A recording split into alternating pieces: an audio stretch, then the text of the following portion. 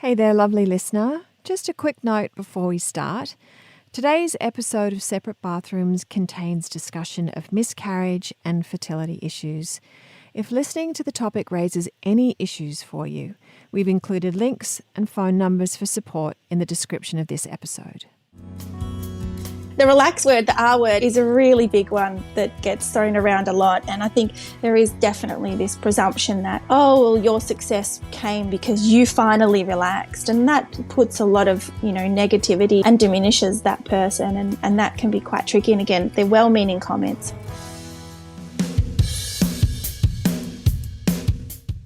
Hi there, welcome to Separate Bathrooms. I'm Daddo. And I'm Daddo. I thought you were going to keep talking. No, I didn't want to interrupt you. Thanks for joining us in the bathroom again, hopefully, or maybe for the first time. Yes, if it is the first time, welcome. For long-time listeners, welcome. Today we are talking about infertility. It's a rarely discussed subject. Many of us don't have the words to support a loved one through what is, to many, an emotionally charged experience. Yeah, and, as an observer, sometimes we can really put our foot in it with the incorrect words or words that we're trying to help, but we don't have the right language around it. So we're going to shine our light on fertility. We're going to have a couple in here, Cara and Adam Steggles. They're going to help us out. They're a couple that have been through it themselves, first-hand experience. So we're excited to talk to them. Yep, they've been together for 10 years. They've experienced a 5-year fertility journey. I mean, this reads like a thing that professional athlete endures and goes through in a career to have success or not have success. Yeah. And they've been dedicated. They've left no stone unturned. And if you know someone who's going through this now, you yourself maybe, or simply you want to know more about infertility, and listen to a really lovely couple share their story. Stay with us for the next half hour or so, and let's welcome into the bathroom Cara and Adam Steggles. Cara and Adam Steggles, welcome to the bathroom. Now, you've been together for 10 years. Yeah. How did you meet? Well, we actually met in different states, and I was that person that said I'd never date anyone in the workplace. Like, no, I wouldn't do that. No. But turns out I did meet someone, and 10 years later. So we're grateful for our old workplace for that. Hang on, you're in different states? Yeah, he was drunk and you weren't? I was working in the Sydney office and Cara in the Melbourne office, and we'd chat over email, and then we got each other's phone numbers. And it was actually a little bit old school. We sort of spoke on the phone a lot for a long time, and I think that sort of really helped us early on. We built up a bit of a kind of friendship, a connection, just chatting on the phone. I know these days it's all about like text or social media, but we would actually pick up the phone and talk to each other for quite a bit, and that sort of strengthened it, and it sort of just went from there. So you crazy kids, imagine doing that these days. I mean, it's unheard of. So random. Yes. That's fantastic. So you've, as Cam said, you've been together for around 10 years. Did you, when you talked about starting a family, were you both on the same page? Did you both want kids? Did you have an idea of when you wanted children? Yeah, we did. We both wanted the same things, and we were blissfully ignorant, I would say, at the beginning, as most people are. Yeah. Yeah. And then it was only just before we got married, so it was about 4 or 5 months before our wedding, and that was when we sort of got the first indication that there may be some trouble. And that was the first doctor to say, I'd think about having kids and soon. And I remember being really miffed about it and saying to Adam, no, we're planning the wedding. This is, traditionally, that's not, it was, not how things go. So. And what was the signal? What led the doctor to say that? So I had experienced some pelvic pain, and I knew something wasn't quite right. And I just was very fortunate to have a doctor at the time who was very cluey as to what we needed to do, what we needed to sort of get on with doing, and, giving us the best chances. So shortly after that conversation with the doctor, I had my first laparoscopic surgery for endometriosis. And Okay. yeah, and that's the only way it can be diagnosed, is by that surgery. So even having those discussions about, this is what I think you have, but we need to go in, and I had some quite nasty cysts there. So it was, like I said, miffed us a little bit at the beginning. How was it for you, Adam? I mean, having your brand new wife, you're embarking on a life together, family plans and all that sort of stuff, and then suddenly you get that information.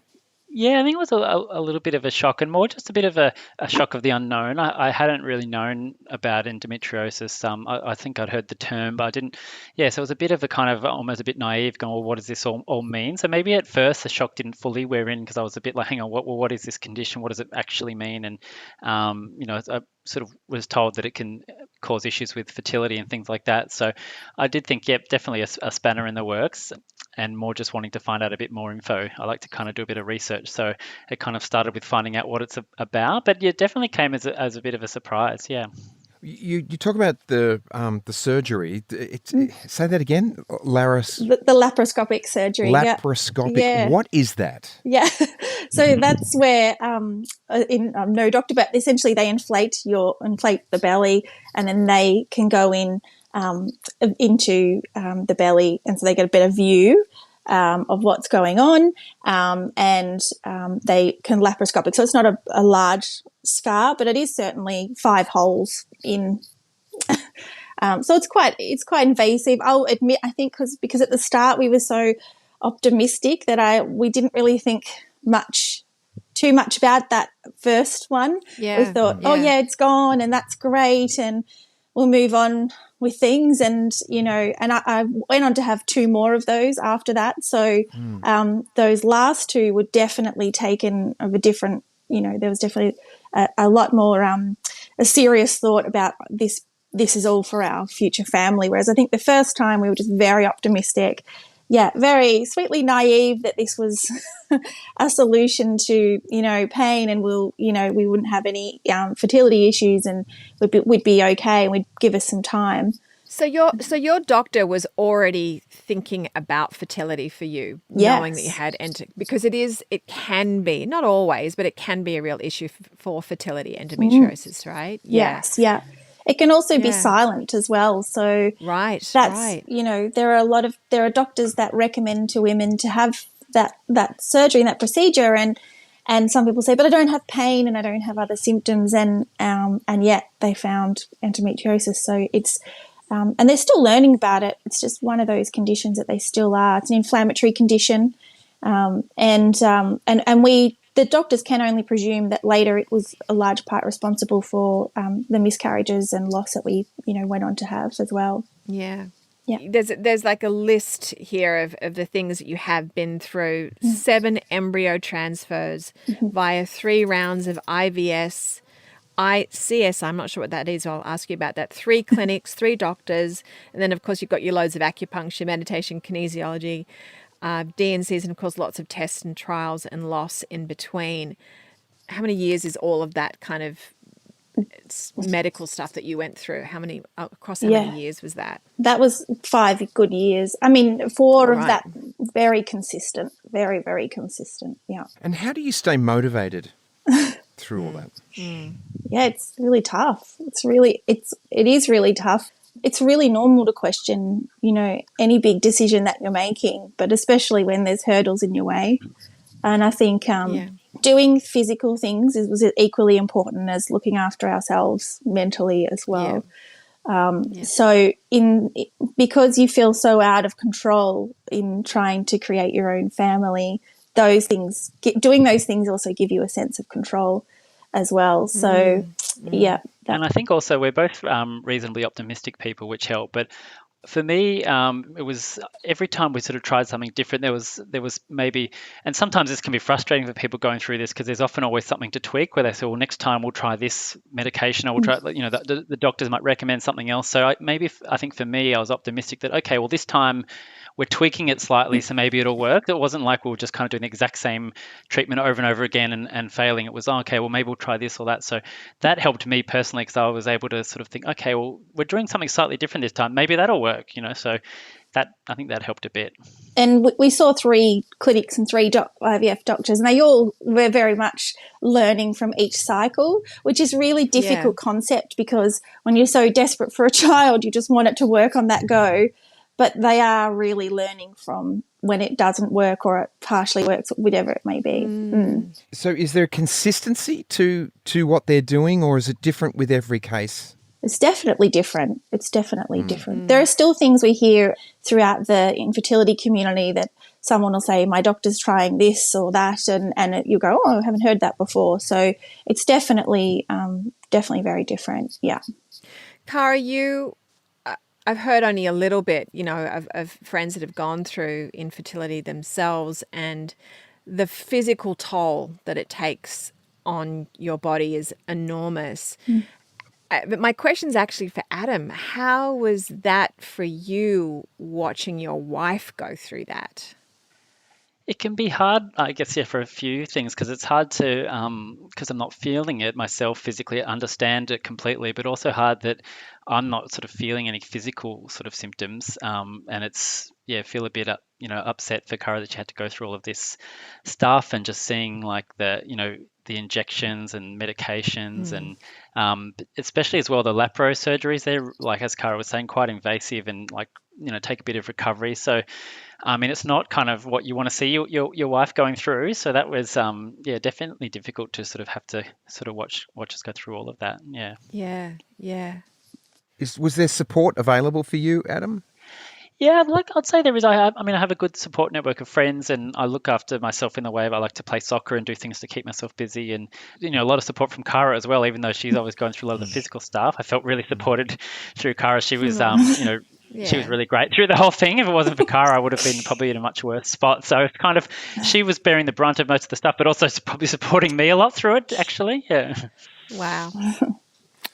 Go you, Cara. Go you. We definitely we definitely still had our moments though, I think, and that's to be expected, and it can be really different from the guy's perspective. Again, we hear that in our community where sometimes the boys get together and you can hear them going, that thing, and whereas I think some of the women, especially when you're going through it, we're naming some of the technical procedures that are happening in the clinic or the drugs, and the guys don't necessarily have that level of detail, but they can bounce off each other that that's crazy when that happens, or I was there in that egg collection too. What, were you in there? Did you see that? Right. Yeah. All down to even swapping notes on what was the room like. Did you give your sample, give your collection? What did you have in your room? Like, all those things, Which magazine, which month were you looking at? Yeah. Like we heard of one clinic that had beer, and someone goes, it was 10 o'clock in the morning, and, I cracked open a beer. So, Wow. I mean, beer and smooth FM on. Don't get any ideas, honey. Yeah, it's an interesting little room. Put it that way. Yeah. Yes, yeah, because what's going on in there. For you know what's been going on before you got there. Anyway, yeah. Oh, yeah. You see, that would just that's shoop, so shoop, true. shoop. That's so true. So, can you walk us through, like, year by year? How did that go? Where did you start? Did you start with the I'm going to say that That's wrong. okay, yeah. Did you start with the laparoscopy? Did you start with the Elle surgery? And then what happened after that? Then you started the treatments, or where did you go from there? And then we were encouraged to try naturally, and we felt really fairly good about that. We were successful after one of our natural attempts, and we got all excited, and we went on to lose that. And then after time had passed, that's when we knew we needed more than what we were doing. So, and then that's when we consulted. Typically, you consult the GP to get a referral to the fertility specialist, and the fertility specialist and clinic take it from there. You had success. Yeah. We have to get to the feel-good part of the Yes. story. Can I just say before we get to the feel good part, I just wanted to say I'm so sorry about your did you have multiple miscarriages? Yeah. I'm so Thank sorry. you. That is never easy. It's a painful, challenging experience for both of you. Yes, yeah. So my heart goes out for you. We both understand Oh, I'm as well, sorry. having experienced. Yeah. Yeah. Thanks, guys. So yeah. I saw the word DNC Yes. and I was like, oh my Lord. Yes. That in itself was an experience as well. I just, driving to the hospital, I remember saying, Adam, I don't want this. Like, I don't want this, like it just, not being able to sort of comprehend exactly, the position we were in. That's really, really tough. Yeah. Yeah, absolutely. Well, from the depths of that to the heights of your victory 5 years later, take us through your happy ending. Yes. So just about when we thought we were going crazy enough, we'd sort of experienced, if IVF had a bingo card, we'd pretty much ticked a lot of the things on that bingo card. We were at our third doctor and we just so happened that the acupuncturist said, he's a miracle man.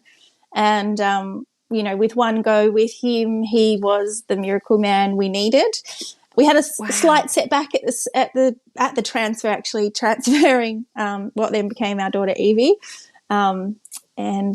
We really are so blessed to have what we have now. A lot of those who've gone through infertility talk about parenthood after and how you really parent with such like a gratitude and being really present. And it seems like a really long pregnancy. So that just seems like a ridiculously long because you've waited all those years beforehand, and you've also waited from literally day one of your cycle when you don't even have the embryo in you yet. So it's it's such a long process to now. And we're just really grateful for our team, I guess, that got us there. And Adam, at what point in the pregnancy did you breathe a sigh of relief and go, we've got this. She's going to carry this baby? To be honest, Ali, probably when Evie was born. Like I was a bit. I understand that. I'm naturally a bit of an anxious person, and I was just had a bit of underlying anxiety the whole way through, just because of course, everything we've been through. I was thinking, oh look, is this really our time? I wanted to, you want to be so invested in a pregnancy, such an exciting thing, but I probably had a few walls up, going, okay, well, what if something goes wrong? And I mean, there was a golden moment when we heard the heartbeat in the doctor's office, and that I felt really emotional hearing a heartbeat. It was just really, really special. I think as the pregnancy progressed, I got less and less sort of anxious, and then obviously the day she was born, feeling just completely elated and in love. But yeah, it was definitely an anxious wait, just from all the things we were sort of going through leading up to that point. So and we did a big sort of drum roll ode to our surgeon who did all those procedures for the endometriosis with me, who spotted it early, who was really encouraging, who was there for the DNC, who shared his own experiences. And so I had a cesarean section, and when he, was saying, okay, she's going to come out, I was saying, like, this is your win too. Like, this is your, we very much said, and he said, remind me, as he's like pulling her out, and we're like, this is everything we've been through in it. So it was a really nice drum roll moment. And I even got to the point where I'm not a superstitious person, but there's some sort of, I guess, wives' tales around fertility and superstitions that apparently after a transfer or conception you're supposed to eat McDonald's chips. So we did that, and apparently you're supposed to laugh a lot. So I took Cara to a comedy night out about a few days later. So we thought we'd try everything. Happy to eat the McDonald's chips and go to a comedy night. Whatever we can do to. Whatever we can do to get it going, and well, it worked. So I'm gathering early on in the process, after you made love, you probably stood on your head. Legs up, the whole all that. Yeah. So, I mean, if you're eating McDonald's chips, you have to have done that. Yeah. Yeah. Not at the same time, perhaps. No. Perhaps not at the Well, same maybe time. that was the key. Yeah, maybe. I know. Hey, guys, look, we all want to assist and support our family and friends going through tough times, right? And a lot of us, want to fix stuff. I'm a big fixer-upper if I can. What are some of the things we should avoid saying to couples going through this experience? Yeah, I think from what I've learned is there's a few kind of faux pas that people say with the best intentions, but it doesn't always help. Like, just relax. You'll be able to have a baby if you just relax. And sometimes conditions aren't related to how stressed or relaxed you're feeling. It's the medical condition, or they might say, oh look, my sister's brother's friend has endometriosis and polycystic ovaries, and they had a baby through IVF, so I'm sure you will too. And like they mean well, but other people's success stories doesn't always motivate you as well. So I think for me, the best thing to say to someone would be, look, that must be really hard. Or like, what can you tell me more about that? Trying to ask the person what they need or what do you need from me. Some people might need a lot of talking and catching up about it. And some, they just might want to do the battle on their own without that. So I think asking the person, look, that must be really difficult. What do you need from me, or what can I do to help? I think helps. But a lot of people, assume the whole just relax, you'll be fine, or this person had a baby. But I found that didn't always help so much. And you can be really open and ask them about their triggers. A lot of women in particular are triggered by baby showers and baby announcements. And so those in particular, how would you like to be told, or how, you don't feel obligated to come to the baby shower. Maybe we can catch up, or because it can be very difficult when you're in that situation. Everyone's saying, do you have a baby? And we're just talking about baby. And you might have just had a transfer fail or poor embryo results, or you might have, any of those. I mean, even now we're in time of COVID and living with COVID, but COVID tests are triggering for people because they look just like a pregnancy test. So you're squinting at lines going, do I have COVID? It's the same. Like, do I hold up to this light? Like, and there's a lot of women out there that will say that is really confronting. Yeah. The relax word, the R word is the R word, the naughty word is a really big one that gets thrown around a lot. And I think there is definitely this presumption that, your success came because you finally relaxed. And that puts a lot of, negativity and diminishes that person. And that can be quite tricky. And again, they're well-meaning comments, but Yeah, I've heard that. It's like, just stop thinking about it, and it'll just, it's like, you want me to stop thinking about it? Really? Yeah. Stop thinking about it, but then go to this baby shower and hear this person's announcement and, this person just, had a few too many to drink one night. And so, naturally, these things are going to come up. And there might be certain dates. So some women also and men also find it hard around, particular dates or times or whatever it is, even holiday periods, Christmas, a new year. The approaching of an end of a year is really challenging because it means that's another year gone, and that can be really disheartening. I used to feel the same way about the American Emmy Awards or the Oscars. I'd go, shit, I don't want to watch this. Or the another year PGA gone, tournament, not getting on the PGA tournament. It's another year you're not playing professional golf. Another year down. Damn it. Yeah. I remember, in all seriousness, though, after Ali and I had our big miscarriage with the DNC, I remember it took a long time for you to be able to bear even around pregnant women. And she would see, it was tricky. It was a tough time. So, and you don't know how you're going to react sometimes. That's the thing. It's like just sometimes you just want a cocoon and that's it. You just got to take care of yourself the best way possible. And so what are the things that we should be saying, or I know I've just used the should word, but what are some of the things that we could say to couples experiencing what you've been through? Like Adam said, like asking them how they want to be supported is really powerful, because even if that person says, I don't know yet, it just gives them that opportunity that you are there and you are wanting to understand a bit more. Even if you haven't walked in those shoes. And like I said, advanced heads up on things that could be really triggering. Cara, I did want to say to you as well, I did read in that you said, remember that people's grief might come and go. Yeah.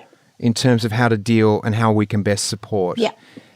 Can you explain that a bit? Yeah, I think grief is really not linear. There's no rules, and it's similar with infertility. If you haven't had any loss, it's a really similar circumstance where you can really have your good days and your bad days, and sometimes you might be a bit more sensitive on one day than another, and that's okay. It's really part of the process, and because particularly I think for a lot of couples going through infertility or individuals going through it even, that when you see things that come so easily and they can look so smooth, there's a sort of a self-expectation that, you know, things will just flow really easily once you have your first appointment, for example, or your first, you know, once you get through a particular date or time, whatever it is. And so I think it's just really important to remind people that it's just not linear and straightforward, and there'll be days where people might be open to talk about things and other days where that might not be the case.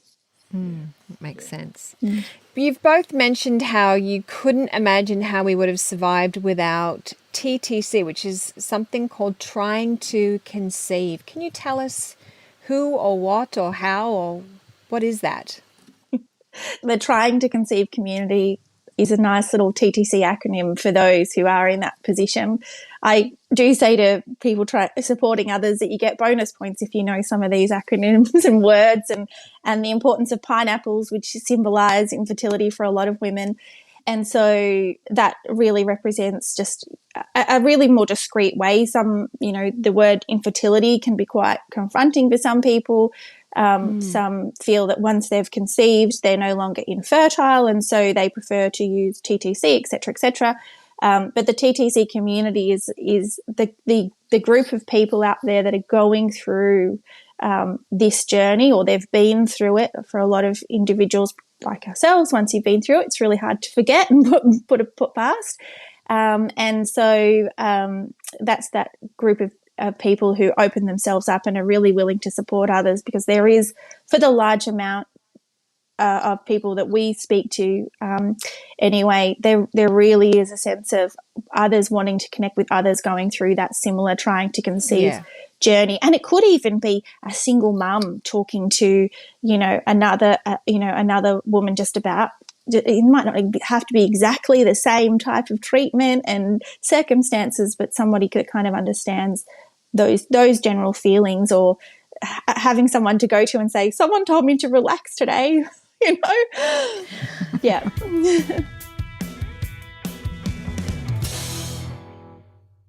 You guys started Fertility Support Australia. Tell us about that, Adam. So basically it's almost like a peer support group for people who are TTCers. They're trying to conceive. So a place where people can go for resources to understand a bit more about, people who are trying to conceive and how to support people who are trying to conceive, what to say, and around just connecting with each other in this sort of peer support group. And it's really important. I knew nothing about this TTC acronym before we were trying, and just seeing the impact it has. Like Cara, when we were trying to conceive, was, regularly talking to people from all over the world, and it'd be a day we'd have out one of our transfers, and she'd be getting all these messages from people saying, "Oh, good luck with your transfer today. We've got your back," and people from all over the globe doing this. And Cara would arrange these sort of pen pal type things where she was getting letters and sending gifts to people, and they were sending them back. So it's this real sort of we're all in this together kind of community, and that's really sort of what Fertility Support Australia is about, is bringing that kind of peer support element, because I think there's resources around for things like getting counselling, going through this thing, or there's like a lot of scientific stuff, but this is more around the people element of I guess. I mean, Cara will probably explain it much better than me, but that's sort of what the aim is just bringing people together. We've even had some like catch ups there was one in Melbourne, and there was one in Sydney and I got a chance to kind of break away with some of the dads, and we were just having a beer and chatting, and kind of, because I have a lot of support with my own friends and family, but I don't, they're not really going through this same sort of thing. So to talk to other dads who are, or like people who are trying to be dads going through it, we were able to just really kind of connect, and I felt a bit better and go, okay, well, yeah, they're having the same sort of things as well, and getting that perspective from others as well. So we've had like we've got another one coming up, but the smash rooms, you've probably heard of them, where you just get to go into a room and just take a baseball bat and smash up things. We've had smash room events where, you can just go in with a bunch of individuals who you just meet, or you might just be meeting, but that you all know, you all know that, you've been through it too, you're here. And then when you see them just going nuts, you go, oh, yeah, they must have really needed that today. That's, really good. Yeah. And we, all go for a drink, and it doesn't have to be alcoholic, because there's a lot of people that aren't drinking on their journeys as well, and that's fine.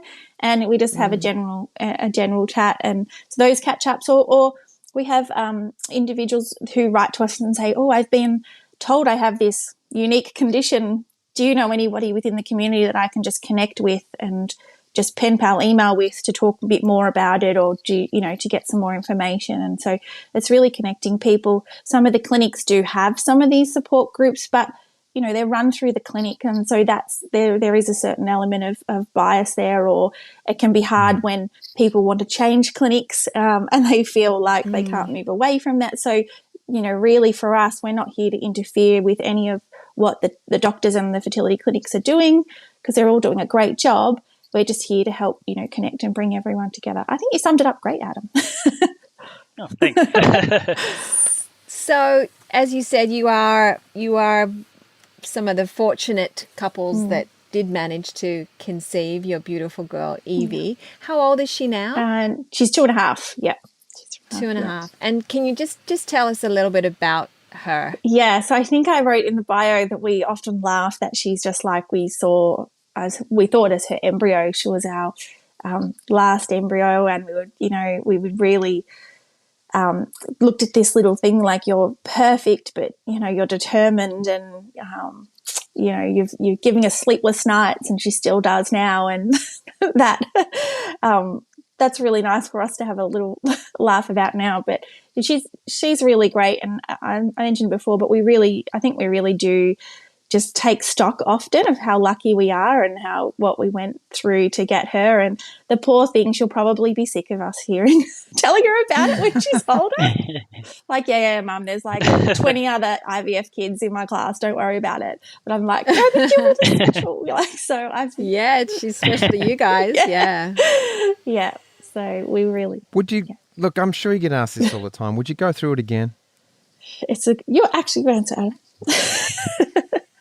Yeah, I think we would. Like, I think it would still be just as really hard, even though we would have a child.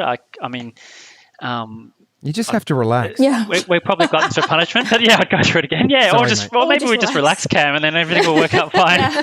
Apparently, if you take a holiday, get a dog. There's all these suggestions out there that are just crazy. Stand upside down next to a wall. Yes, yeah, that's right. So yeah. Sorry, mate. I didn't mean to interrupt you, but I couldn't. No, all good. I don't think we'd be averse to giving another go, but we would understand that it would be another tough road. Yeah. I think it's also really hard financially too, because of the finances. Now you have a child that you want to give everything to. You are really saying, when you pay for treatment, that should you be spending that otherwise, and just enjoying what you have, and just having that as it is. Yeah. We do something called a 2-minute shower, where we just have you keep your answers nice and short, and we're just going to ask both of you questions. We save this for our couples. Yes. So please tell us, what is your best quality? I'd say communication, but could probably be a detriment too. Yeah, I'd say communication or sense of humour. We like to have a laugh about things. So. Beautiful. Who do you admire? Oh, there's tons of people. I mean, I as a general, just admired by a lot of the individuals in the community, a lot that are going through infertility, and it really touches my heart. So I'll just give a shout out to all those going through that. They're the people that I admire, because it's tough. For me, probably admire, same as Cara, but also my parents. I think I admire. They've been together for a really long time, and sort of look to them as role models for being in a couple. Is there one moment in your life you'd like to revisit? Maybe my 20s, because I was at the pub every weekend and living in a share house with mates, and I remember it being a fun stress-free time. But no, but otherwise, jokes aside, no, I'm happy with how everything's going now, obviously. But yeah, I would just say our wedding day, because those days go so quick. We put so much effort into it. Yeah, that too. Yeah. Adam's that's the one. Yeah, that's really what I meant, Cam. Yeah, we understood. We read between the lines. Don't worry. Yeah. How about the craziest thing you've done for love? I know that might be a tricky one, but what's the craziest thing you've done for love? Actually, it's probably go through 5 years of infertility and treatments. And when we initially started dating, I did initiate the Valentine's Day gift and send Adam a Valentine's Day gift. So that was more than 10 years ago, and that was, I think, for a girl to do that, I think that felt pretty crazy, and we still talk about it to this day. So it was, yeah. Good on you. How about you, Adam? Oh, yeah, I don't know. Maybe, maybe I'm not as exciting, maybe, but maybe just going through the journey, or even just kind of doing the whole long distance relationship with someone from another state, and sort of going. A lot of people saying, "No, long distance never works out. You're crazy," but here we still are. So yeah. Yeah. What the world needs now is love. Yeah, I'll go love and maybe a bit of more humour. Yeah, humour and love. Goes a long way. Last question. Can you describe your partner in one word? Silly. Caring. Beautiful. No. Cara and Adam Steggles, thanks so much for coming and joining us in the bathrooms today. Your story is incredible, and you've been brave telling us the whole thing, and we really appreciate it. I'm sure it's helped a lot of our listeners who are either going through it or around people that are going through it. Yeah. So thanks so much, guys. Well, thanks for having us and sharing Thanks, your and having some understanding. It's been really, it's really great. Appreciate the opportunity. Our pleasure. That's quite a journey. Some people go longer than 5 years. Some people never get the happy ending that they're after. So just sending love to those couples that are still out there trying to conceive. It seems like such a natural thing, and yet there's so many roadblocks and challenges that women and men go through, or women and women, whichever couple you are. But it was beautiful to hear Adam and Cara talk about their journey, and to have little Evie now. And then, I love people that turn their grief and their story into something that's helpful. That always is so inspirational to me. Yeah, it's using their experience to be of service, really, isn't it? Yeah. It's very kind gesture, and they're good folks. So thank you for being with us today. We'll have another episode of Separate Bathrooms next week for you. So till then, thanks for listening. Be well. Bye. Bye.